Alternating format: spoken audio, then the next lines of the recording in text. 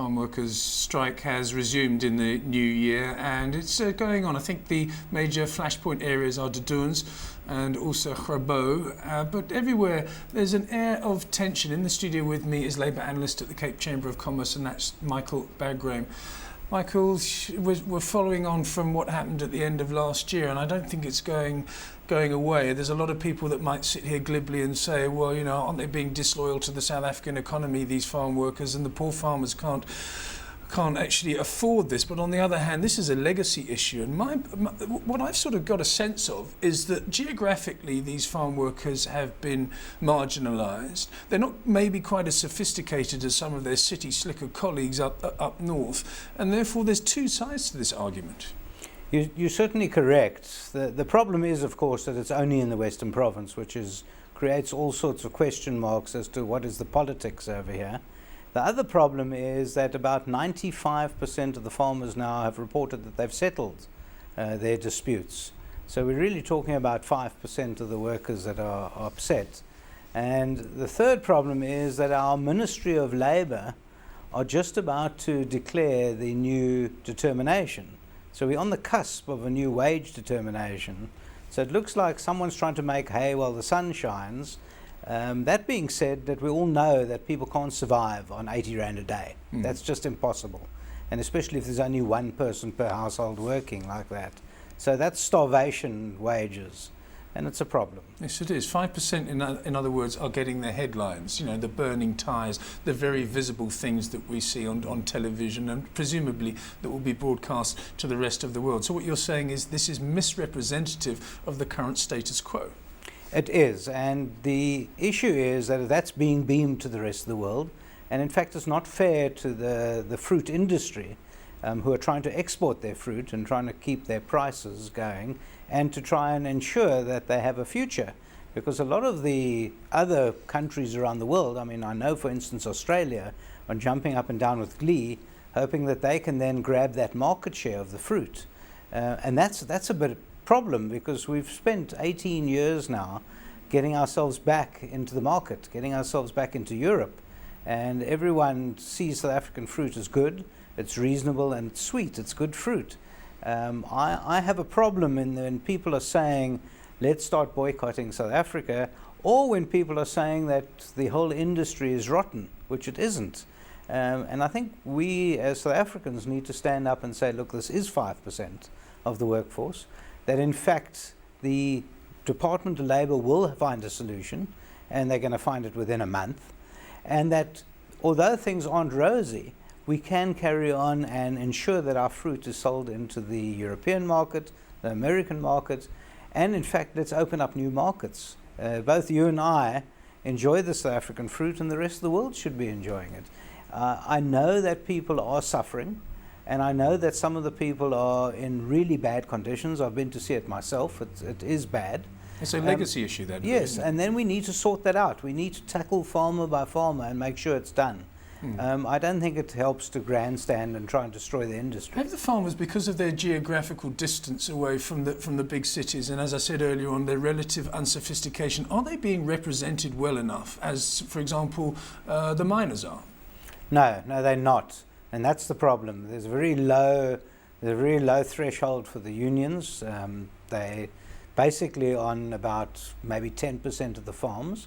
And even then, the unions aren't being entertained properly by the farmers. They need educating as well. The actual farmers need educating. We don't have an umbrella body saying we represent farmers. Everyone's looking at Agri Western Cape and Agri South Africa, but they're saying they don't get involved in that, and probably rightly so, because they don't have a mandate. But I think the farmers need to organize themselves, they need to educate themselves, and they need to also start understanding that their laborers are people who need to survive.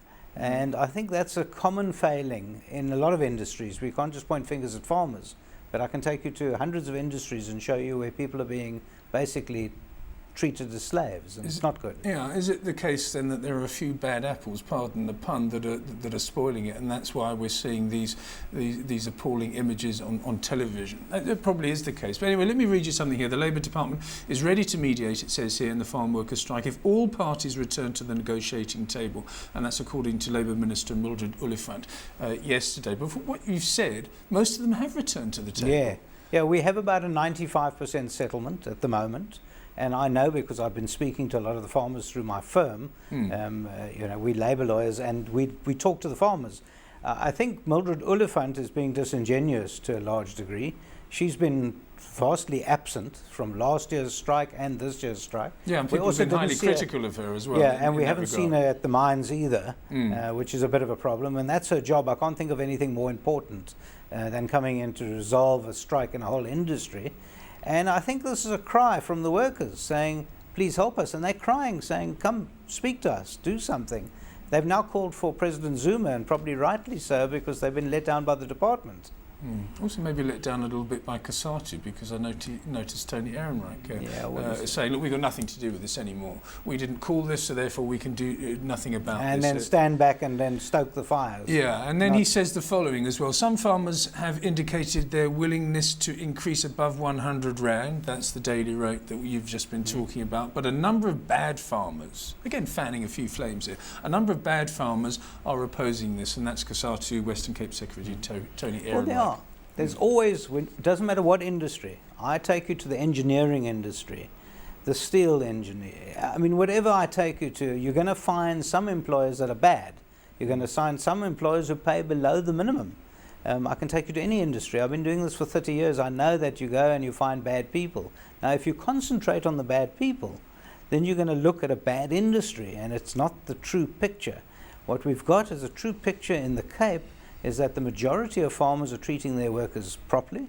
They're giving them decent terms and conditions. They're giving them a decent daily wage. And I know some of the grape farmers, for instance, that I was speaking to are paying 4 times that daily wage, and the houses are perfect housing. It's not an issue with them.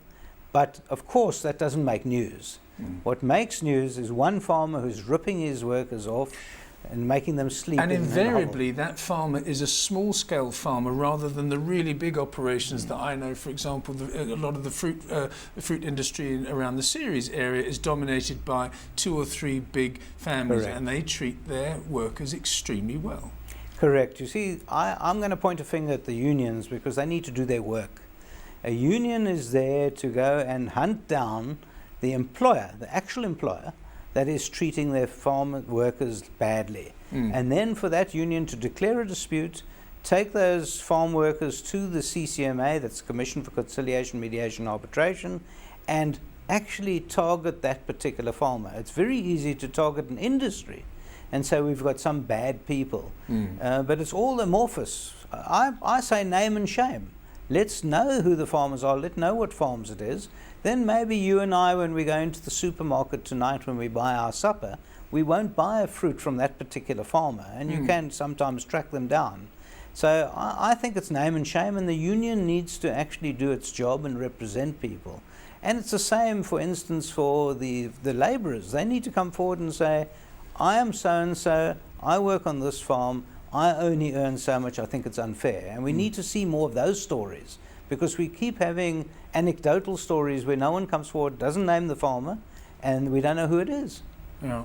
Michael, I've been very encouraged by the last few minutes of conversation. I think it's going to be sorted out quite soon, and we can get on with what is a fantastic export for South Africa.